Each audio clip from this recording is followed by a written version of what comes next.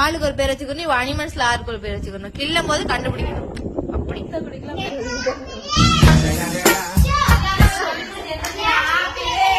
கெத்து தக் லைஃப் போட்டுட்டாப்ல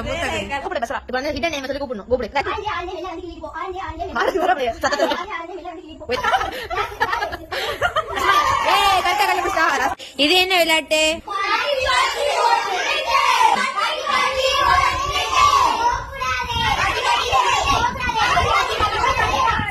அவ்வளவுதான் இருக்கு ட்விஸ்ட்.